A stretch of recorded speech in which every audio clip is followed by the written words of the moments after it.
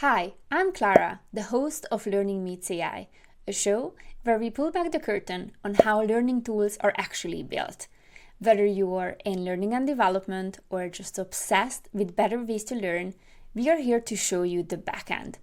No fluff, no filters, just real people building real solutions, one screen share at a time. So let's build it, test it, tweak it, and learn it.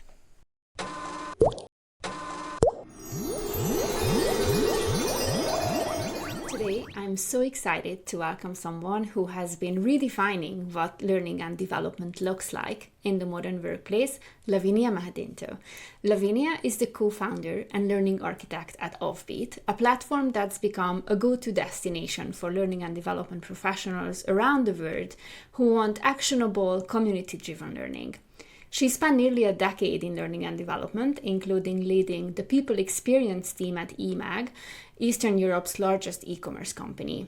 Along the way, she realized something critical. The best learning doesn't happen in isolation. It happens when people connect, collaborate, and build together. That insight sparked Offbeat. What started as a simple LinkedIn post asking if anyone else wanted to learn together quickly grew into a global community of thousands of L&D practitioners. Today, Offbeat brings together learning professionals through curated content, live events, and peer-to-peer experiences that actually stick. I have to say, I have been part of Offbeat for almost 4 years now, and it's become my go-to community of practice as well. Whether it's discovering thoughtfully curated resources, experiencing creative learning formats, or seeing Lavinia constantly experiment with new ways to bring people together, it's always been about one thing: learning together and not alone. And here's what makes today's episode perfect. Lavinia practices what she preaches. She recently built the Offbeat platform using Lovable, an AI-powered tool, going from idea to live product in record time. Today, she is pulling back the curtain to show us exactly how she did it. All right. Hi, everyone. Welcome to our podcast and our show. I'm super excited to have Lavinia here and would love to hear from you. How did you start experimenting with AI? Hello. I'm so excited about this as a start. I'm really curious how this will unfold as an episode and then as a podcast later on. And how did I start? I guess like everybody else did. Like just when ChatGPT came around, I was like, what is this thing that everybody's talking about? And just created an account. And yeah, at first just doing like the basic things. Like I was using ChatGPT as I would use Google. And didn't everyone do that? I guess. Yeah, that was what was happening with me at first, and just stuck with it because it was really bad at the beginning.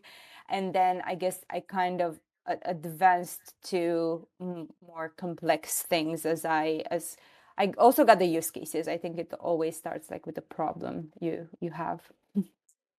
And I love that you said that you stuck with it, because I think a lot of people kind of give up too early. So you see, something is not, you don't get the answer that you kind of wanted to. So what kept you sticking with it?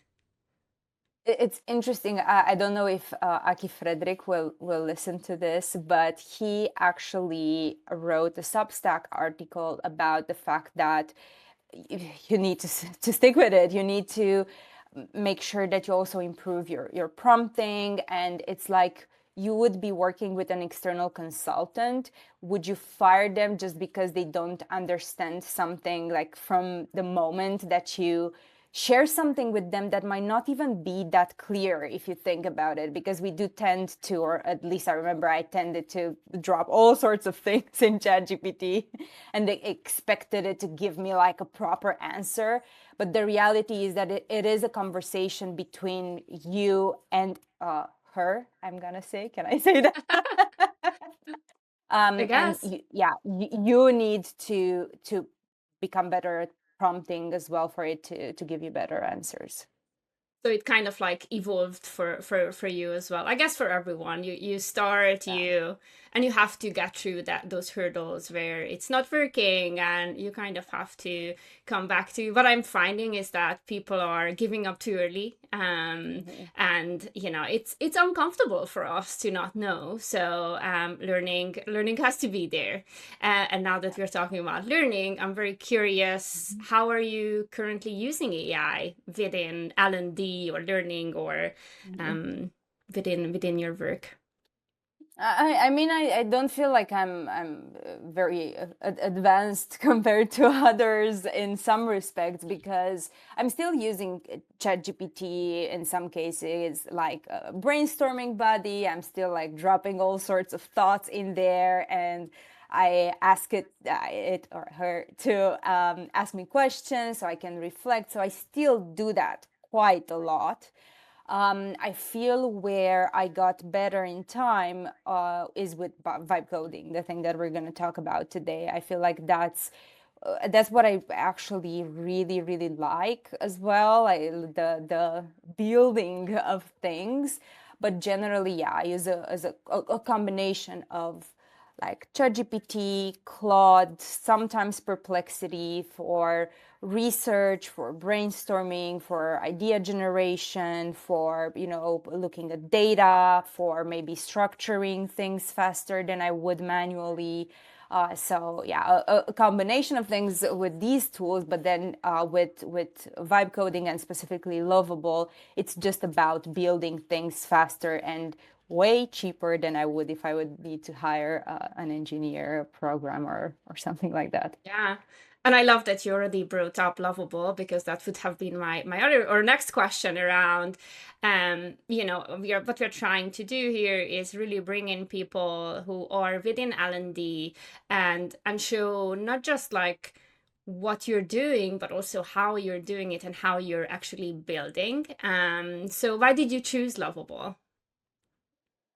Oh, I don't remember. Actually, I do remember. So, the first thing that I built in Lovable, and it will come with a disclaimer, I don't think that's how people should start, but we decided to build our platform. So for those of the listeners, those of you who don't know, we have a membership at Offbeat for L&D professionals, and we do store all our content and events in a platform, right? And in the past, we had Bubble, and it was manually built. So I had to learn a bit of front end and all of the like database architecture and all of those things to put everything together. But then I started hearing about vibe coding and specifically about Lovable just, on LinkedIn. And that was like, what is this? And, the thing that attracted me to it was this idea of basically conversational platform design. You can just prompt it to design for you. And I remember that I struggled quite a lot when I was building with Bubble. So yeah, I said, okay, let's try it out. And I just went in, I created an account and just prompted it like, I want to create a platform where I need to store resources like this and like that. And then it created something for me so quickly. I was like, oh shit. Yeah, this is it. This is how we should do it. And then it took us about, I think, a month, something like that. And keep in mind that it wasn't the only thing that we were doing to build the entire thing and launch it to the community. Yeah.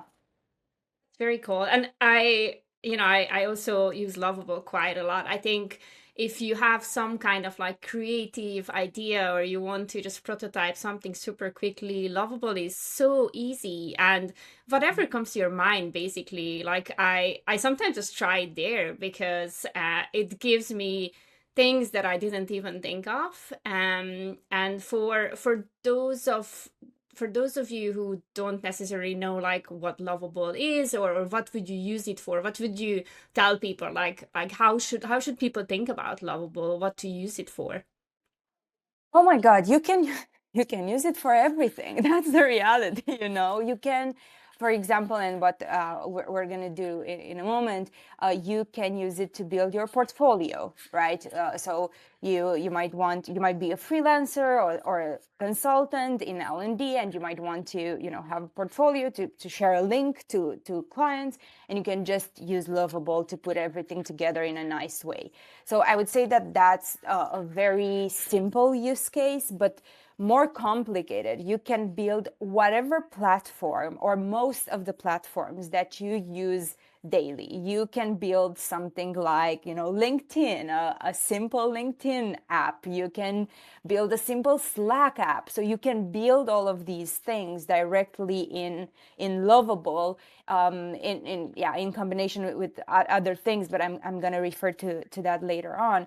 But yeah, you can build a platform yourself as an L&D. I'm not an engineer. I know you're not an engineer. So with the knowledge that we have, we can build these things from scratch. And one other thing that I want to add, I was reading the other day how Lovable thinks of Lovable, because they're thinking like, why should the building of platforms and websites only in the ability of the 1% that can code? Why isn't this like a democratized skill?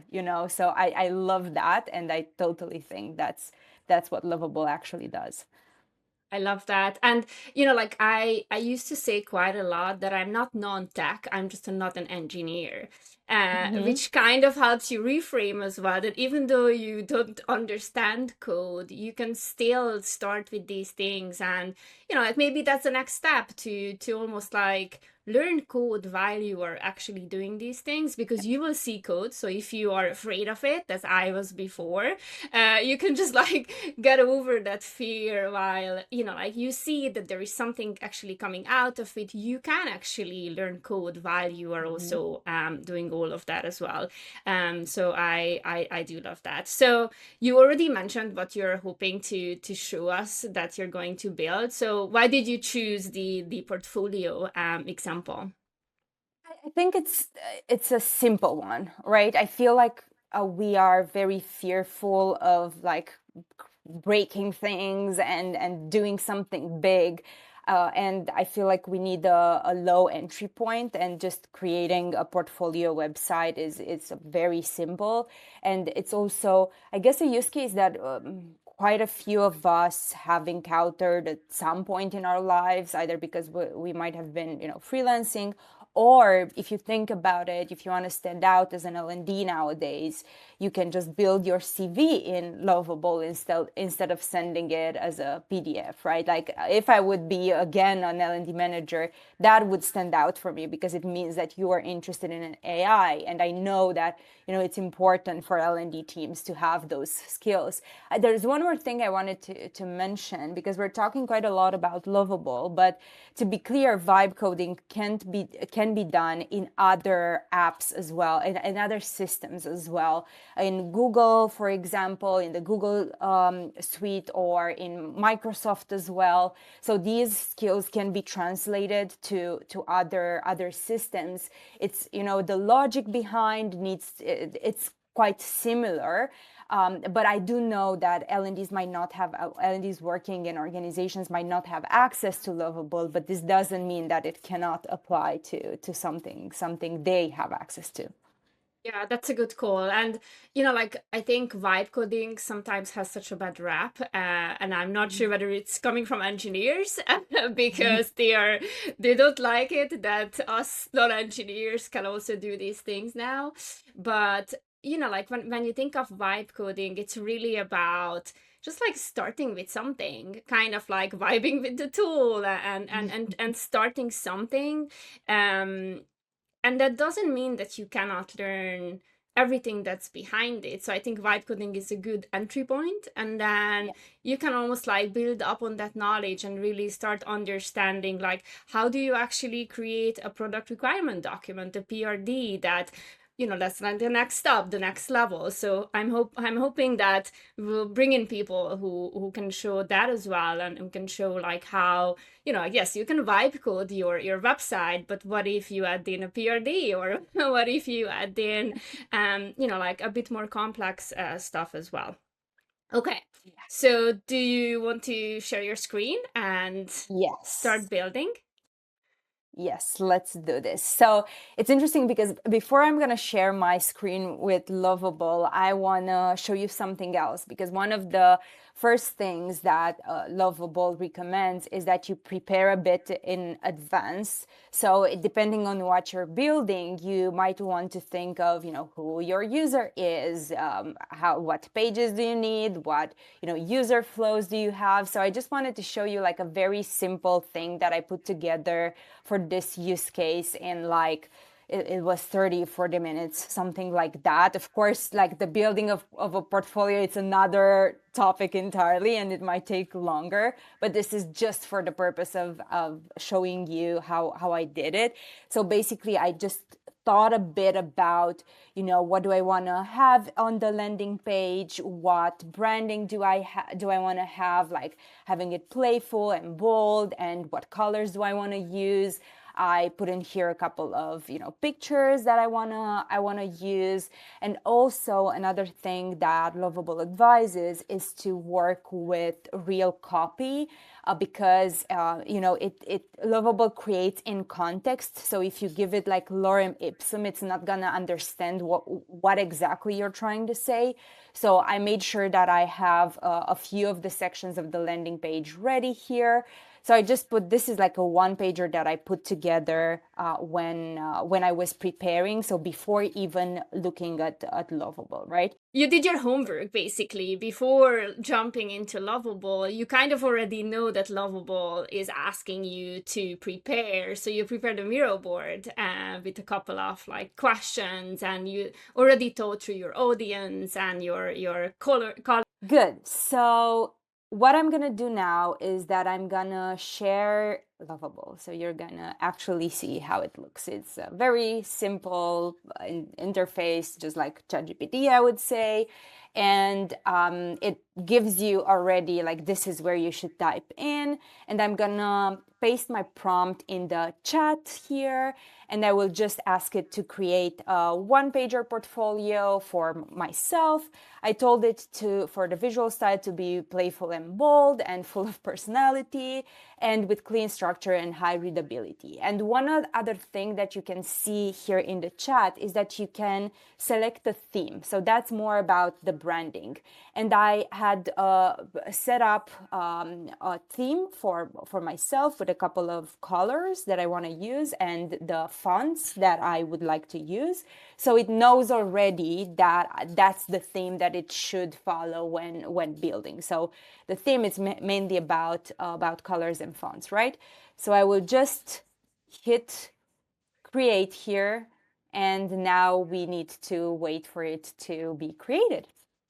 And that's fine. I think one of the things that I wanted to just call out here is that even though you don't have all of this set up, you can just start with a prompt, and without giving a theme and giving anything, you can just add in a prompt. When it comes to the first prompt, do you have any best practices on like what should, because like the better the prompt, the better the outcome. So how do you think about these prompts? Like what should be there? What should you add here?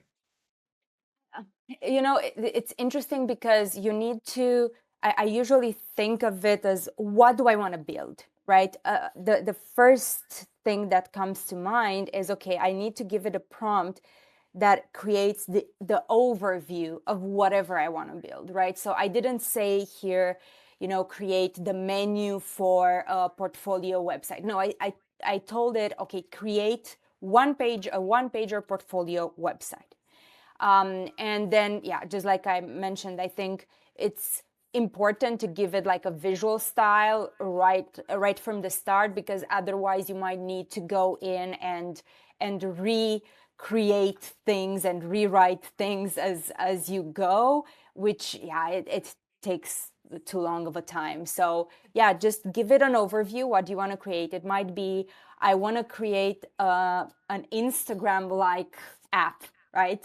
Even something like that. It does have memory and it knows what you mean, because then once you have like the first section, you will be able to edit everything else.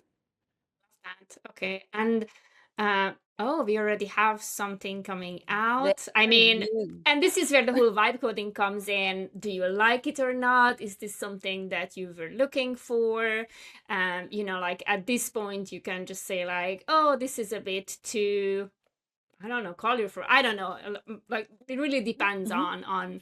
on how you like it. But as you can see, you already Yeah. have something that is Yeah. a one pager.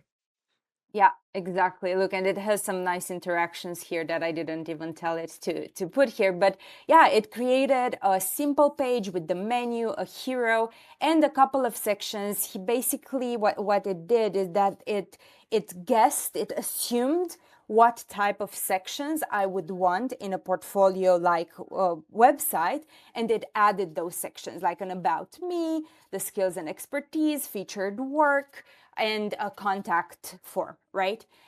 So this is like the first thing that you're gonna see. And now that we are in the like development mode, you're gonna see on the left side of your screen like the chat, and you can converse with Lovable basically. And then on the right side you're gonna see the preview. This is how it's set up, and it's quite nice.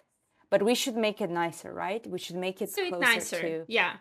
And let's like see. you can always use the chat to just say like, oh, I don't like this, as you would basically to anyone who is designing your website. You can just give feedback and say, oh, I don't like that part, like how about the button is a bit bigger, or how about accessibility. So you can really just have a conversation with it. So what do you want to change? What do you not like? So one thing that I want to change is the menu, right? Because it doesn't reflect what I want in my portfolio. So just first a second, what I want to do is that I want to give it a prompt. And I will tell it exactly what I would like to have in my menu, a list of things. I would tell it, just because I like hover interactions, I would tell it that, so a bit about the style. And one other thing that I want to be sure of is that, in the menu, when I click on the buttons here, that I have like sections where the user will be, or the visitor of the website will be sent. So I just told it here, if they don't already exist, create sections for each menu element in the page. So when clicking the buttons, the page scrolls to each menu element's respective section. Maybe my phrasing is not the best, but let's see what happens. Is there any way for you to make this prompting easier? Like, do you use ChatGPT or any other tool to make this prompting? Because, like, I will be honest with you, I did have some issues at the beginning of like, how do I talk about style? I don't have that vocabulary necessarily, so I just started to have like conversations with ChatGPT or with Gemini on like, okay, so how do I actually say this? Yeah, that's exactly what I do as well. Like always, I go back to ChatGPT and just ask it things. I'm building this in Lovable, and I want to, this is my goal. How should I explain it? And then what I would add is that Lovable has a really good like documentation, and you can just go onto their website, and they have like this help desk, and they have like a specific prompting section, and it gives you like so many like detailed insights on how you can build things. So yeah, it's a combination of ChatGPT and going back to what Lovable advises always. Yep. Okay, so look at this. The menu is created, and now let's see if all the buttons work. Okay, this is perfect. Nice. Okay. So we have all the buttons working. What I wanted to say is that one of the other thing that Lovable advises, and I had to learn the hard way, is that it's better to work on a like section level or on an element level, and change specific things, right? If you like, there are a bunch of things that I would like to change on this page, right? But I didn't spend all my time writing like a large prompt with all the things that I want to change. but I started with the top section, right? Like the menu, this is the first thing. What do I need to change here? What do I want to change here? Now that, let's say that the menu, it looks okay to me, I would move forward to the hero and so on and so forth. I'm not sure if that's clear. Yeah. So go section by section instead of trying to change everything. I think that makes a lot of sense. And just from a perspective of of credits, that's the other thing of like, did you have to learn something the hard way around like how much credit it takes to change things around? Oh, I, yeah, yeah. I mean, I don't think it's hard to change things. I think you as a human can be very complicated in the way that you work with Lovable or any other vibe coding tool. And again, just give it too much. And just imagine if you would be working with another human, would you? Just imagine this, hearing me say, okay, I want to change the menu, and then I want to change the subtitle in the hero, and then I want to change the color of the Let's Connect button, and so on. Like, you would be confused, So, yeah, that's my train of thought. Okay. Yes. There are two more things that I wanted to show you that are pretty cool. So I think more recently, when I started using Lovable, this wasn't available, but more recently they added visual edits. And what visual edits does, and you can see it, so basically you have the chat, and at the bottom of the chat you have this visual edits button. You can actually go in and change text or change colors of the buttons or of sections, and you can just go in and select. For example, I'm selecting right now the subtitle that goes below, "Hi, I'm Lavinia," which is the first thing that my clients would see, and I just want to change this text because it doesn't apply, it assumed a description, but I want to add my own. And I actually prepared a description for this, and I will just paste it in exactly how I would paste it in any other document type thing, like Google Docs or Microsoft or whatever it is. I just pasted it, and I just click save, and it saved the whole thing without me needing to chat with it, right? It's just a visual thing. I don't need to chat with it. And let's say if you wanted to do the same thing with that text and say, oh, actually, I cannot really see it because it's gray. So you could change the font, you could change the color, you could change, like how big the text is, etc. So by clicking onto that section, you're actually almost like directing the attention to that part. So it's not changing everything else. Yes, exactly. That's a very good point. I think in this way you avoid changing other things because maybe your prompting, and this happened to me so much. My prompting wasn't very specific, so I ended up, instead of changing one paragraph or its color or whatever it was, I ended up changing like the whole text on the website.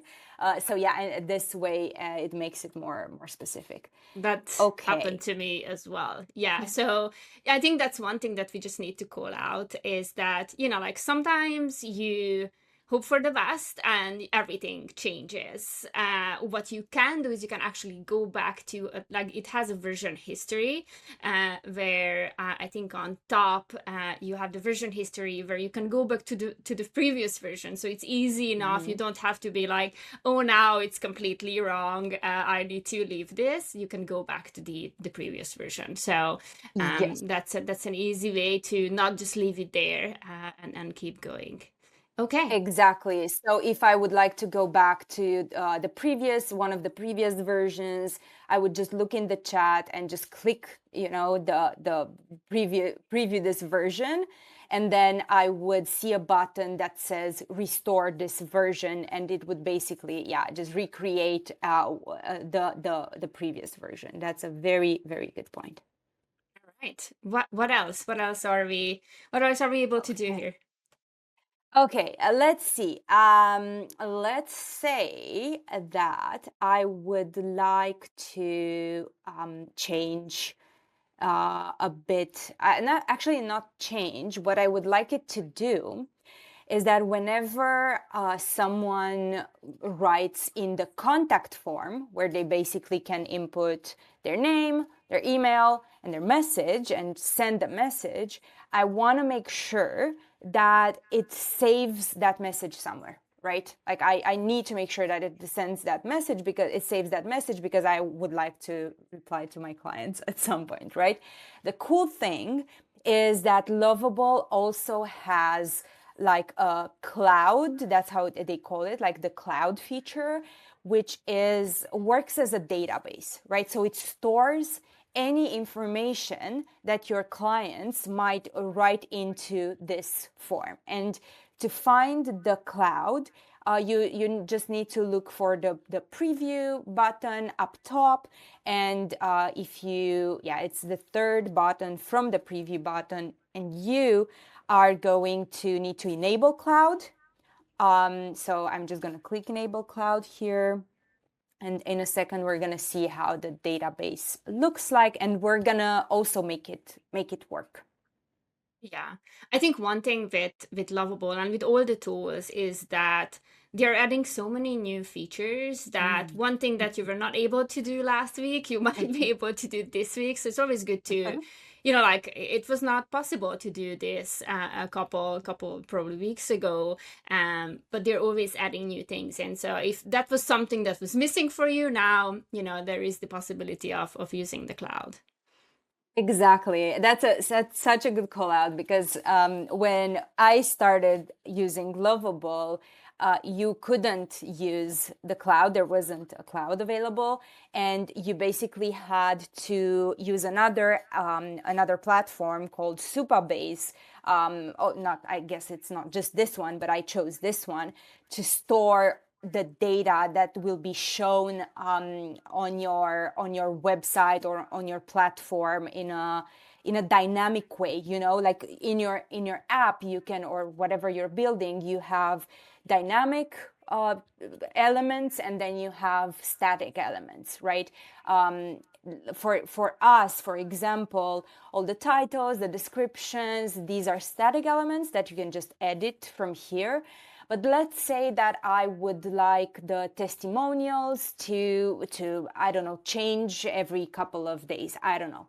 And to do that, I would just need to store those testimonials in a database and tell Lovable that it needs the front end, which is what we're seeing here in Lovable. We need to connect it to a backend. You might have heard of the term backend with your engineering teams, and you just need to connect those two platforms. Again, long story short, I didn't have this in Lovable when I started using it, and it was like a mess to connect Lovable to Supabase, but now we have it. So now let's make it work.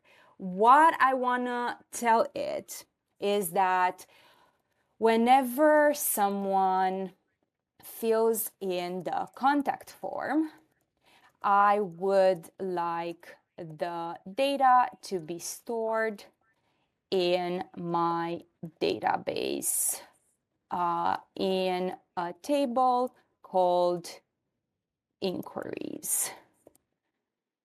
Nice. Let's see. It's fine. Here. It will probably understand it.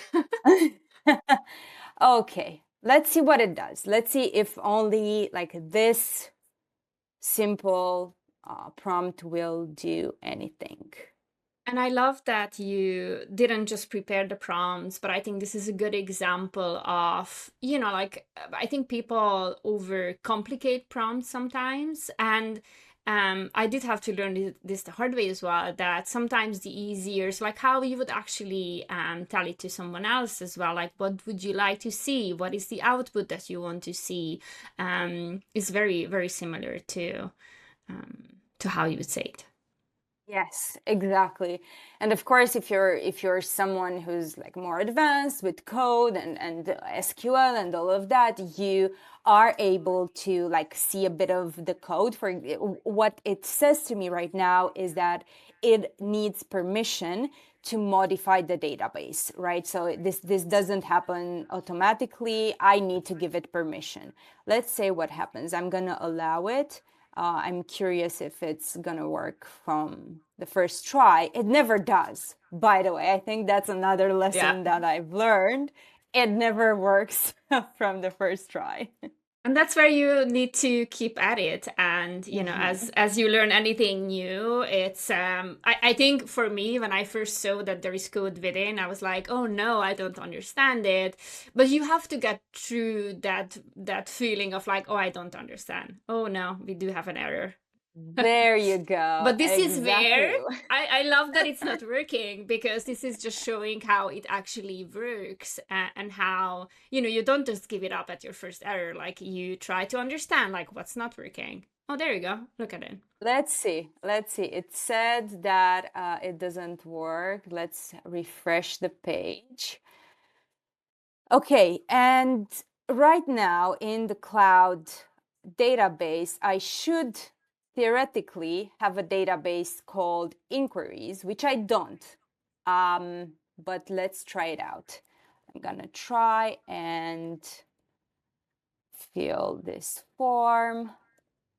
I'm gonna send a message.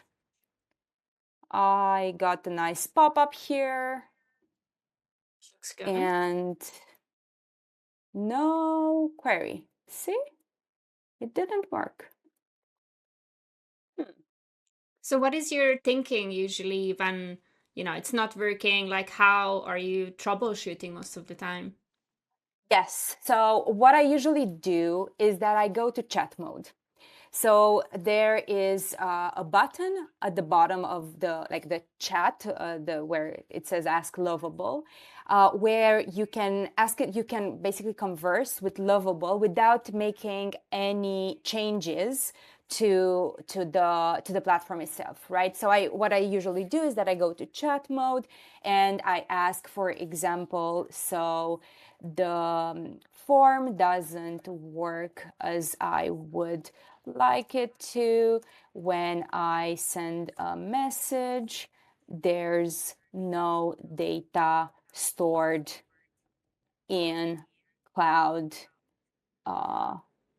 Okay. Nice. Can you help me troubleshoot this? And then what it's going to do, basically, it's going to come up with questions maybe, or possible solutions for how we could make this work. I think this is a really good, like, very quick overview of the few things that you can do in Lovable. Like, you know, first of all, you can chat with it, then you can do the visual edits, then you can just chat with the tool without making any changes to whatever you're building. So it gives me some code here. What I usually do with this is that I go to ChatGPT and I ask it, like, what does this mean? Can you please tell me? I love that. Yeah. But yeah, it says that it's supposed to be working. It doesn't, and I promise that by the time the podcast goes out, I will make this work so we can add the link to the episode notes. To the site as well. Like, are we hoping that this will be your portfolio and you will have a link to this? I've never built a portfolio before, There you go. so maybe this should be a nudge. So yeah, this is basically a bit of an overview. Again, it doesn't always work. You need to be resilient. You can upload all sorts of things from images, text, videos, and make it yourself in your style. You can upload, for example, other inspiration that you got with, just print screens, and it's gonna try and emulate as much as possible what you're trying to build. Do you have one question? What did you learn? Like, it sounds like you have been using Lovable quite extensively, and if anyone wants to check out the Offbeat site, I think it's a very very good example of like how this actually looks like, and hopefully your portfolio link as well. But what did you learn the hard way that you can like share us? Like, what do you wish you knew when you started with all this build mode? That you will get better at it. I think, again, at first, it was so frustrating for me because I was prompting Lovable in the same way that I was prompting ChatGPT, and that there, this as specific as you can get with Lovable, the better it can do for you. So that's definitely one thing. Like, just stick with it and have a lot of patience, because it does come out at the end. And use ChatGPT to help you whenever there's a trouble, there's an error, and it gives you code. I was panicking at first. Oh my God, I need to like actually read this, and I would just go back. So this is like, for those who are just starting out. Then for those who are a bit more advanced, so maybe they have built a portfolio in Lovable and they might want to build something more complex. The thing that was really hard for me, and it still is really hard for me, is the way that you manage your database and the way that you give permissions to different types of users. Because, for example, in our platform, you have users, so we have users like any other platform, and our users can not just navigate content but also save the content to their own collections and to their own little space, right? But because we don't want other users to see what other users are saving, we need to give specific permissions to different users, right? So you have editing permissions, you have viewing permissions, you have updates, inserts, all sorts of permissions. And I think at first I was really, really struggling to understand what those permissions do. And again, I'm still not there. I'm still always iterating and trying to figure things out. But yeah, I think that's for more advanced people who want to build maybe apps that do have like login, log out, and profiles and accounts and all of that. I think that's a good reminder as well, that if you start out, don't start with the most complex project. Like, I can tell you, I started with trying to build a mentorship program platform, sorry, and that was probably not the best way of. I mean, it was a very steep learning curve. I did have to learn Superbase, and I did have to learn like different authentications and different like what do you see, what do you not see. I think I quickly had to learn that, building my own website, for example, or portfolio, etc., is much, much easier. So if you just want to start with something, probably like the portfolio that you showed us is a very good. Think about like static pages that are Mhm. probably much easier, like a portfolio, or if you want to do like a quiz or something that is a bit easier to build out, because when it comes to the database or the backend, that's where you need to like level up your knowledge a bit more as well. Yeah, yeah. Okay. And there's something else that I would add. Sorry to make this even longer, but something else that I didn't do and say like you put me on the spot. on the spot, and we're gonna put our guests on the spot, which is very interesting. But something else that I would usually do in the chat mode is that I would tell it what I need to do, and then I would ask it to ask me questions to make sure that it has as much context as possible before going in and building something, as we just saw that it didn't work, right? So if I would have probably answered a few of its questions, the output would have been better. Very cool. And yeah, I think in general, the more context, there's this saying of garbage in, garbage out, which is very true for any of these. Like the more information context you give, what you want to see as an output, the better the output is going to be. How has this all changed how you think about building and like your workflows? Did it even change anything in how you think about work or how you work? Yeah, definitely. Like now, I just feel like it opened a world of possibilities for us. And you know, if you think about it, we would have paid so much for us to have a platform as a, you know, membership model, and also it's like recently I just built a very simple platform where our newsletter sponsors, so we have a newsletter and we have sponsors to the newsletter, and I just have a link that I can share with potential sponsors, and they can go in, they can see what ad slots are available, and they can add to their cart those ad slots, and then they can just go to Stripe and pay for the ad slot they selected. And you know, we have our all their data stored in a database, and I promise it's working. You know, not like this one. So yeah, so every time I know like we're doing something, it's always the question of, can we automate it? Can we make it easier for us? Can we create breathing space for us in our day so we can focus on other things? And it's not just Lovable, of course. It's like I'm a big fan of other automations. We're heavy users of Zapier, for example. So yeah, all of these things come together just to free time for me to do things that are cooler than manual work.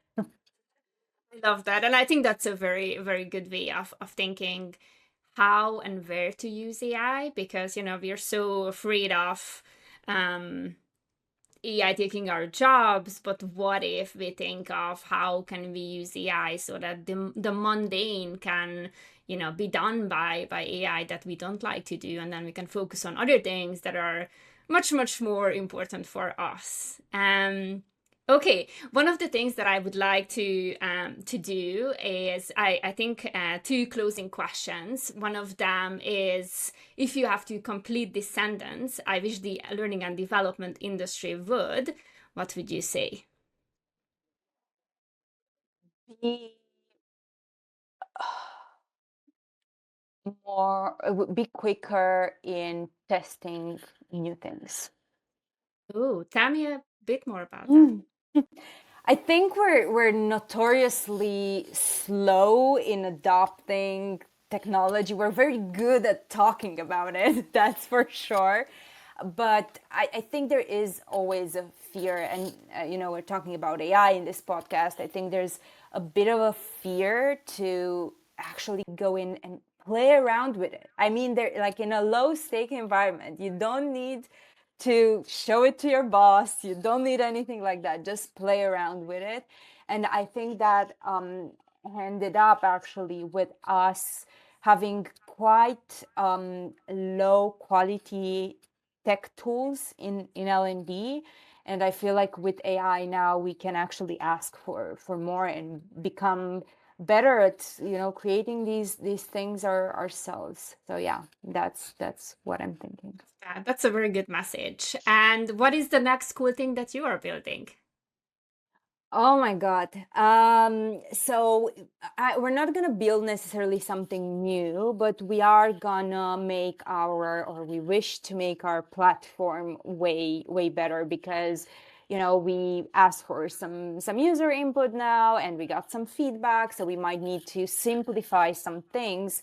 And on top of it, we would love to add an AI that helps you with different things like, assessing your skills or creating a learning path for you, or out of the resources that we have available, or, just helping you in the flow of work, I would say. You need to create a workshop, create a leadership development strategy, whatever it is, you could just go to our platform. And because it has like it's trained on resources that we curated and that are really we hope are really high quality, it gives you quite good answers and helps you in the flow of work. You might have to come back and share how you build that, because we hear so much about this, like, oh yeah, learning in the flow of work, and how do you make sure that you have the resources and it's personalized. So I think one of the very cool ways of using AI is definitely for like, how do you customize and personalize the experience for people. So yes, love that. Okay, thank you so much for showing how you're building with Lovable and how you're vibe coding, and hopefully people will take this and build something fun, build something that is important for them, or something that solves one of your problems, because hey, that's why these tools are here. Exactly. Thank you for having me. And if anyone is building anything, has questions, feel free to reach out. And yeah, I hope you're going to build cool things for yourselves.